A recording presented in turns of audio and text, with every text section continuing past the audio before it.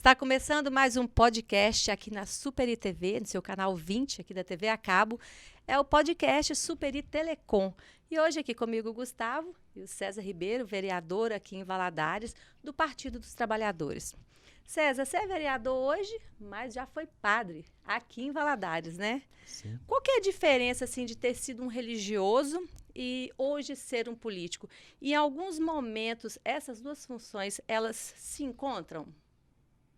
Primeiramente, boa tarde, né? Boa tarde. É uma alegria estar com vocês aqui. Eu tive a oportunidade de servir a Igreja Católica como sacerdote ordenado durante 14 anos. Eu tive a oportunidade de trabalhar na Vila Isa, trabalhar no Altinópolis, trabalhar em Conselheiro Pena.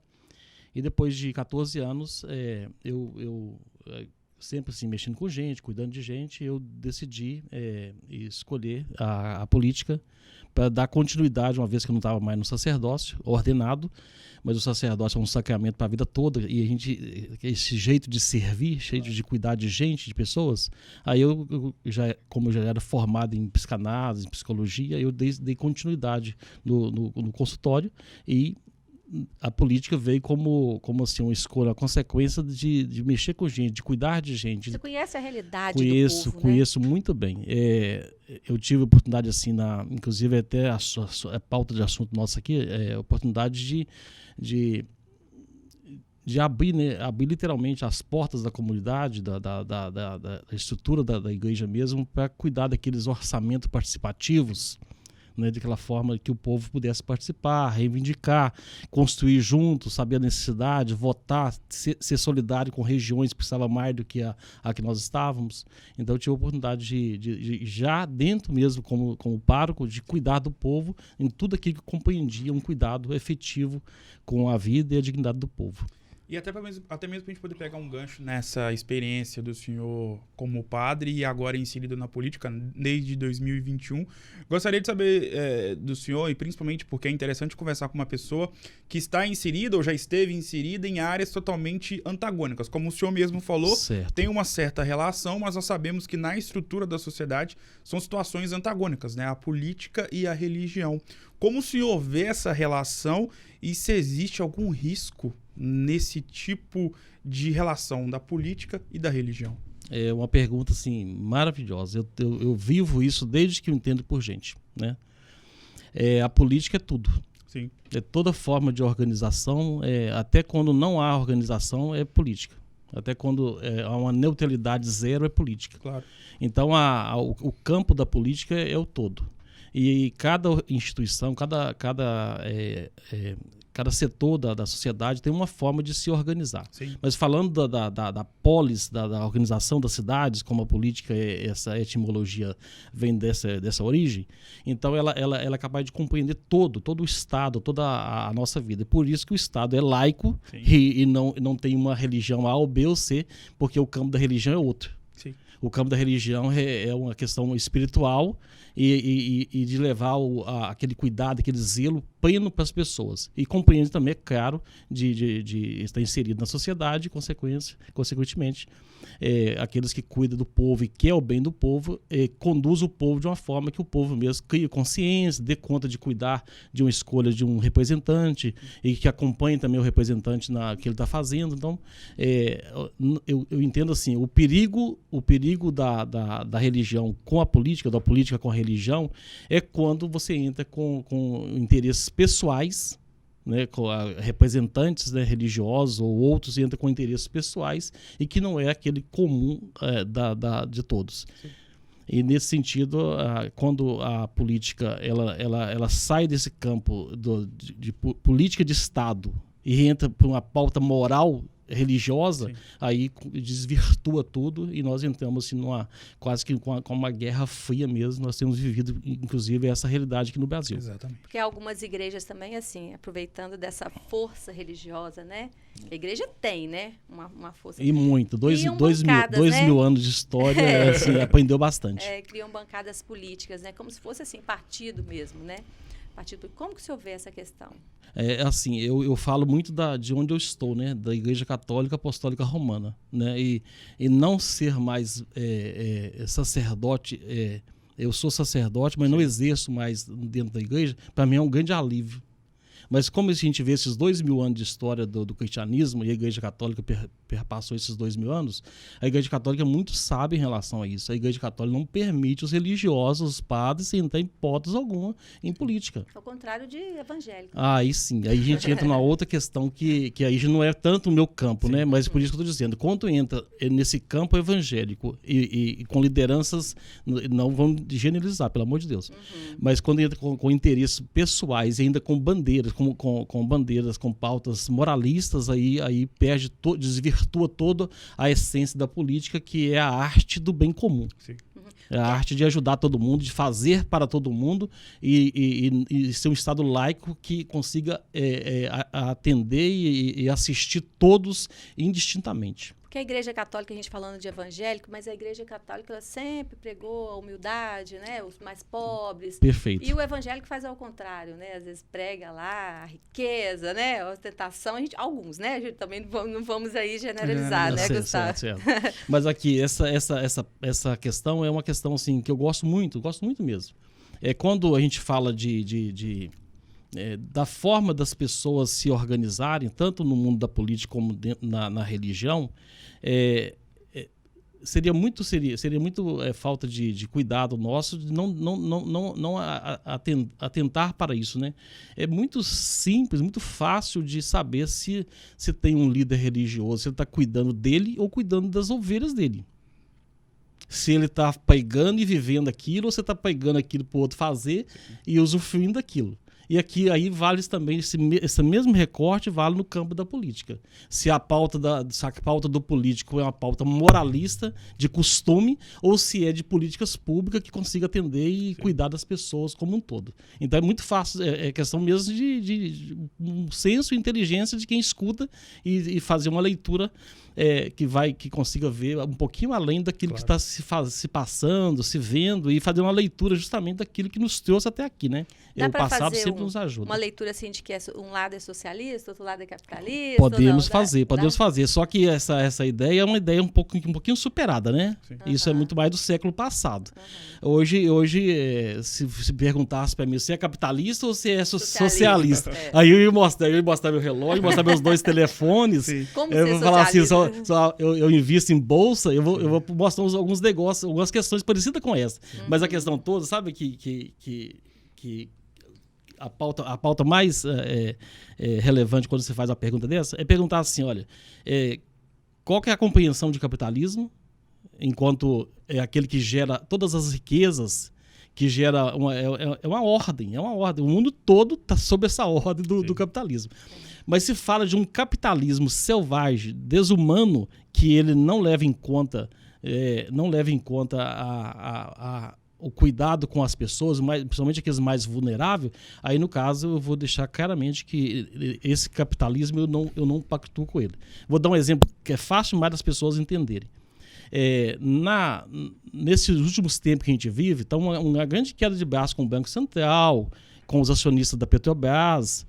Esse capitalismo, esse que quer o juro muito alto e que quer os dividendos para os acionistas e não quer o dividendo para o Estado, para fazer políticas públicas e atender os brasileiros, aqueles que mais precisam, então é fácil mais de saber que tipo de capitalismo que nós vivemos. Se é um capitalismo que ele está muito mais interessado em cada dia ter muito sem produzir, especulando, ou se é um capitalismo que ele é capaz de, mesmo sendo capitalista, ele é capaz de dar o mínimo de oportunidade para todos. Quem não tem, entra no orçamento. E quem tem muito, paga impostos. E sobre em relação à questão um pouco mais prática sobre o seu mandato. O senhor assumiu em 2021, foi eleito, muito bem eleito no ano de 2020, e é interessante conversar com alguém ligado à política, principalmente com um cargo como o senhor que é vereador, porque de 2012, 13 em diante, nós estamos vivendo ainda, né, uma efervescência muito grande em relação a tudo que tem ligação com a questão política.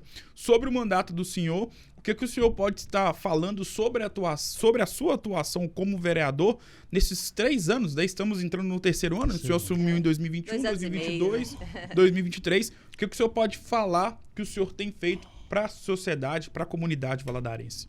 Olha, eu nunca fui muito ingênuo com a política, nunca fui. Eu tenho um berço político, mas não partidário.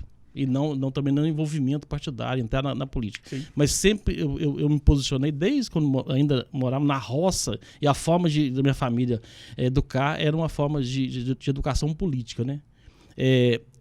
Quando eu saio de um ambiente religioso, como a Igreja Católica, e estou dentro de uma Câmara Municipal, que é o Legislativo, uma parte do poder político, eu falo assim, é de assustar. É uma situação assim, eu já falei isso na tribuna, falei isso com os meus colegas, eu falo assim, o que eu estou fazendo aqui, bicho? O que eu vim fazer aqui? Então que assusta, né? Então, assim, quando a gente faz um recorte da atual situação de Valadares, nós estávamos conversando aqui um pouquinho antes da entrada do ar, sobre a questão de dois vereadores de oposição, né? Tem lá colegas que é independente, mas aí você chega lá, 2 de um lado e 19, 18 do outro. E todos esses outros, sem exceção, isso é claro e notório. Eles trabalham, eles estão a serviço do prefeito. Eu estou usando a expressão máxima, legislativo, não está a serviço do prefeito. De votar, de fiscalizar, de cuidar. Então, eu vou responder pontualmente a pergunta que você me fez. O que eu estou fazendo com o mandato? O mandato ele é muito amplo, né? Eu tenho 7, 8 assessores diretos que trabalham no anexo da Câmara e que ajudam, eles estão espalhados em toda a cidade. Cada canto da cidade tem um assessor, de rua mesmo, e também aqueles que ficam cuidando da parte mais burocrática. E nós temos um coordenador também, um assessor que, inclusive, até conversou com vocês, o Luciano. E aí, todos eles trazem diversas demandas, tudo que você possa imaginar. Pensando assim, eles pensam que o vereador é como se ele fosse um subprefeito. Faça isso, faça aquilo outro. Entender mesmo o papel nosso, que é fiscalizar, criar projetos de lei, fiscalizar o executivo. Isso aí poucas pessoas sabem. E quando sabe, não sabe como que ainda funciona isso, né? Então, e tem muitos requerimentos, posso citar uns 2 aqui, recentes, muito polêmicos aqui, sobre a questão de onde se guarda os arquivos da cultura, os outros arquivos ligados a arquivos mesmo. Sim, claro. Morto da prefeitura, que estava num lugar, levaram para o outro, o lugar estava suspeito de água, de ser uma área particular, de como é que funciona isso. Fizemos requerimento, mas às vezes sobre aqueles remendos do calçadão da ilha, que fizemos um requerimento que desestruturou toda a área urbanista, toda aquela questão de...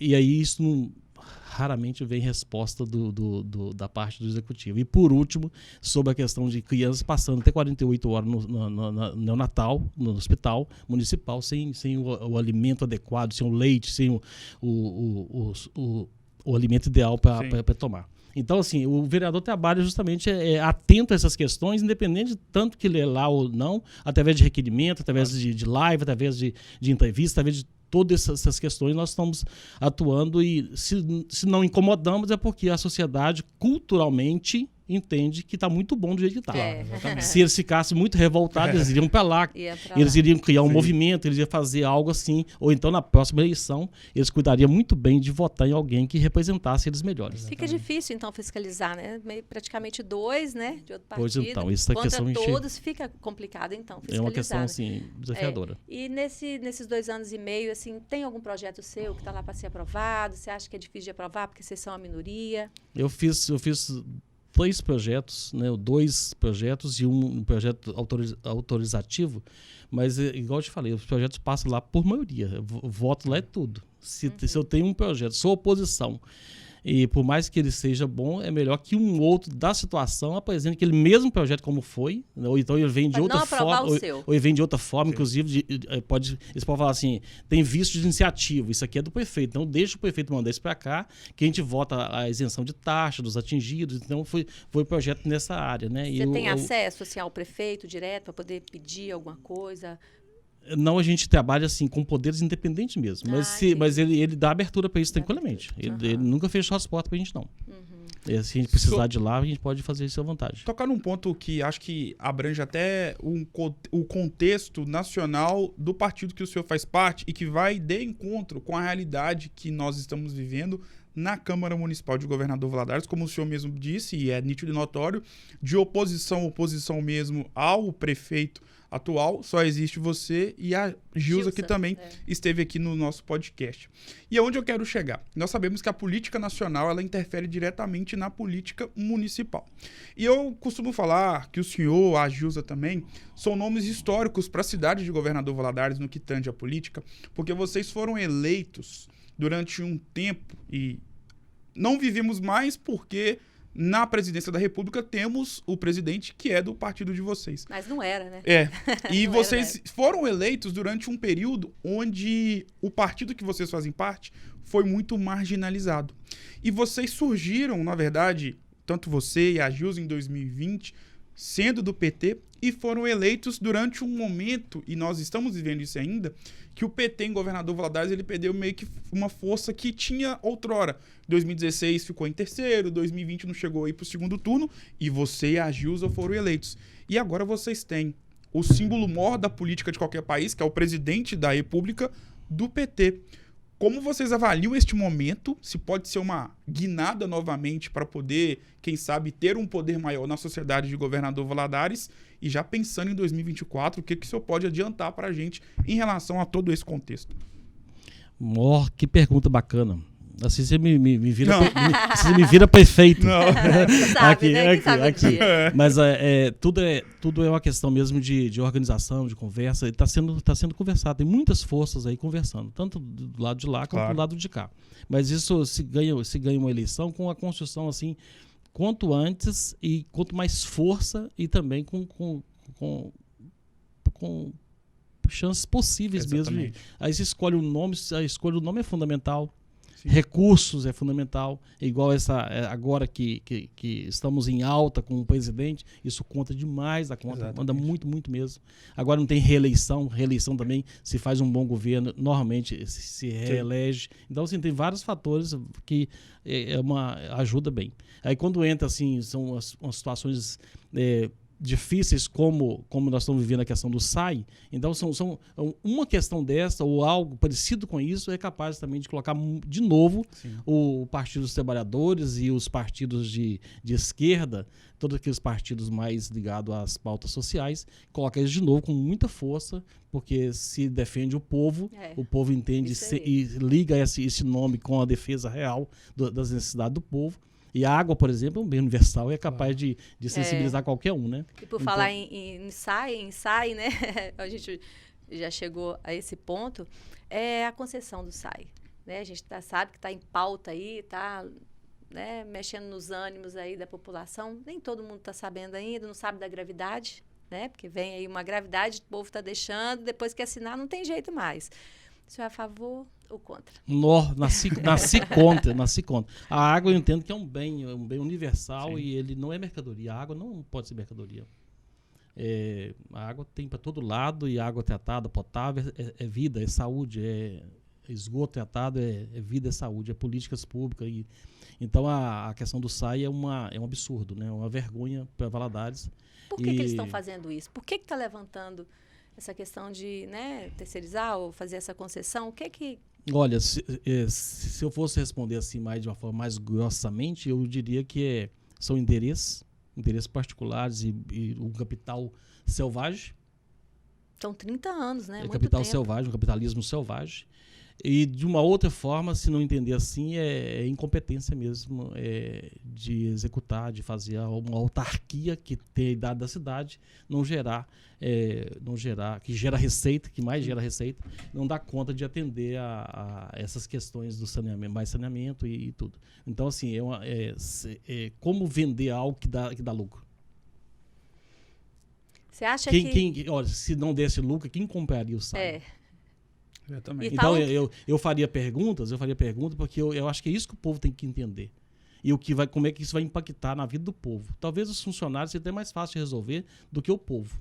A questão da iniciativa privada, se uma iniciativa privada compra, porque 30 anos nenhum de nós estávamos aqui. Mas nós não estávamos aqui. Ou então, isso é uma outra pauta, um outro momento histórico, e então provavelmente nós não vamos participar mais disso. Então, e se der muito errado, como deu na Europa, como deu o Brasil inteiro aí, está fazendo tudo, desestatizando tudo de novo. Então, assim, a pergunta que se faz é, quem está por trás disso? Por quê, né? Por que o povo não participa de uma forma efetiva disso? Que o povo, as audiências públicas que tiveram, a primeira judicialmente foi cancelada. O sindicato conseguiu uma medida para cancelar.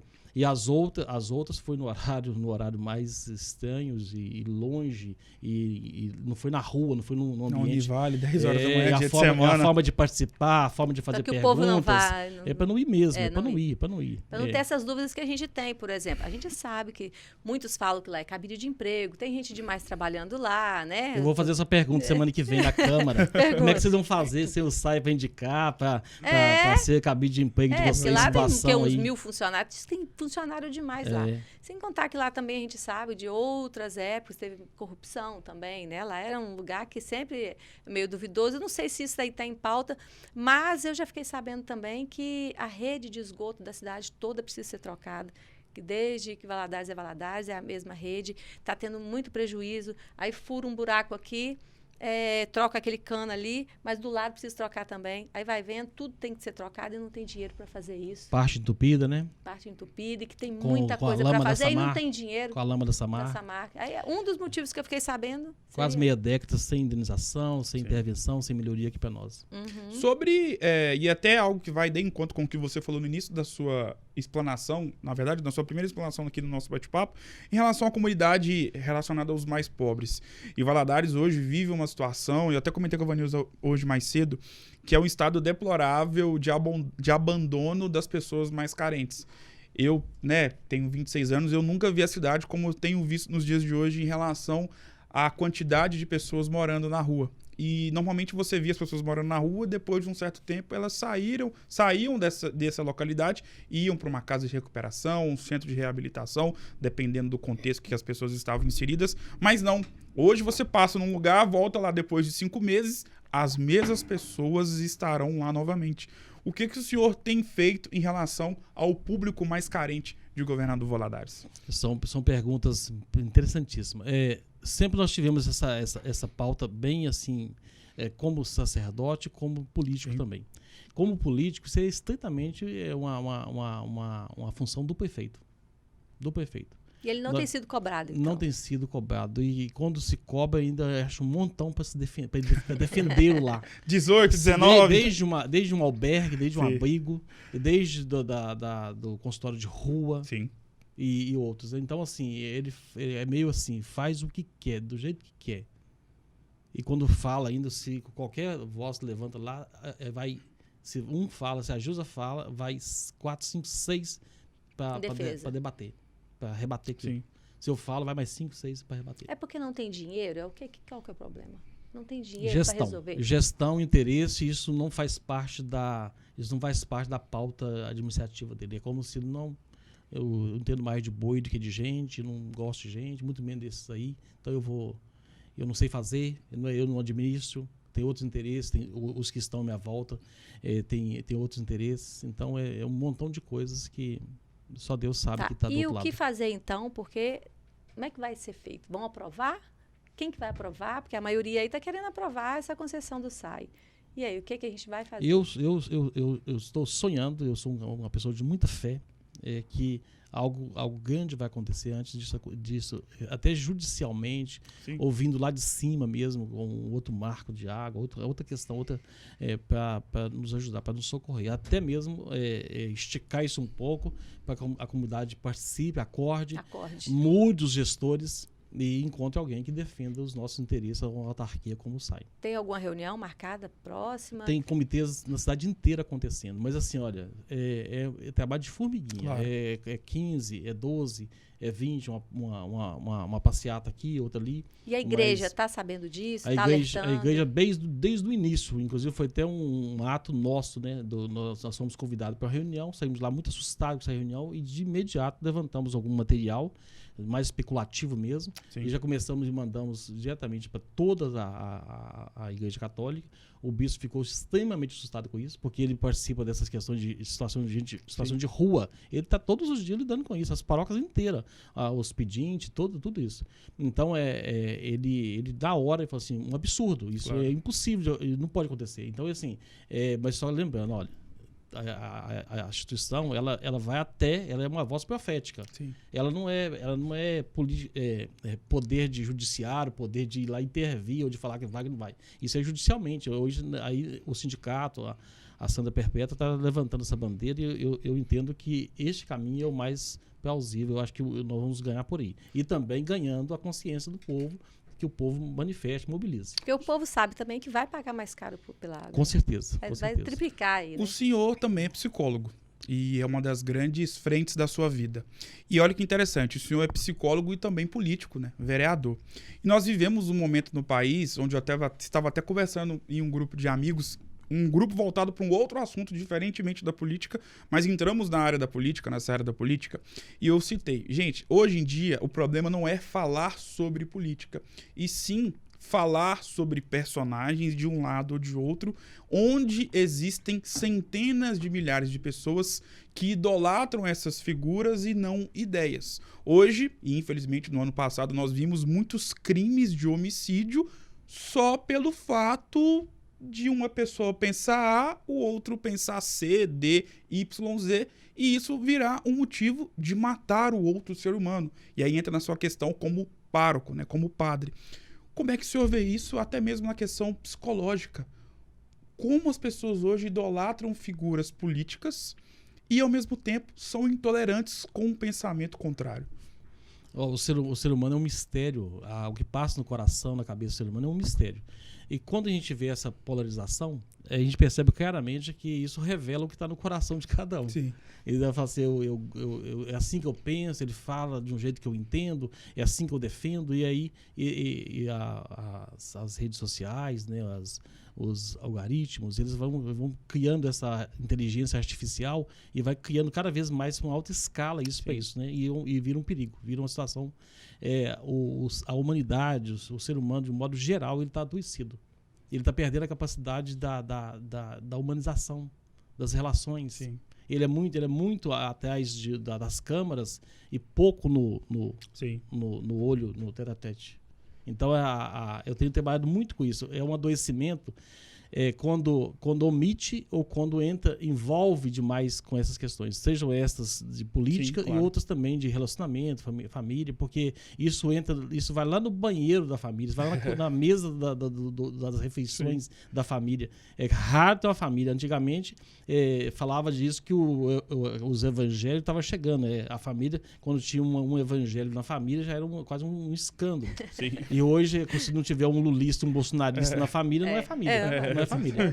Então, essa polarização causa uma questão de adoecimento, porque se você não se defender, eles passam como que estão certos. Se você se defender, você corre de morrer. Então, é uma situação Fica difícil, né? A situação complicada. Crítica. Então, César, a gente está terminando, passa rápido, né? Meia hora passa muito rápido, o assunto rende, né? Que o assunto é política, né? Política e religião, gente. O assunto tem muito assunto para falar. Então, a gente te convida novamente, o dia que você quiser vir aqui, né? Quiser trazer mais alguém, alguma pauta que você queira, né? Que bacana. Mostrar pra gente, falar, a gente está sempre aberto aqui para receber. E a gente está torcendo aí para que dê tudo certo, porque a gente quer o melhor para todos, o melhor para a população. E o que a gente puder estar fazendo também para ajudar, tá? Pode nos procurar. E aí a gente vê assim, que seu currículo, ó, uma vez padre, é sempre padre, tá ali errado. Não é padre, vereador, psicólogo, que mais o quê? É completo, né? Falar sobre completo, tudo. Né, Gustavo? Com certeza. Foi muito bom, muito obrigado pela sua presença, tá? Tamo junto. Obrigado, Gustavo. Obrigado. Gustavo, obrigado também por estar aqui. Gustavo está sempre aqui comigo. E a gente vai finalizando, né? Você quer convidar alguém para continuar? Pode convidar aí antes, César, para lutar junto com você aí, para vir, para acordar, né?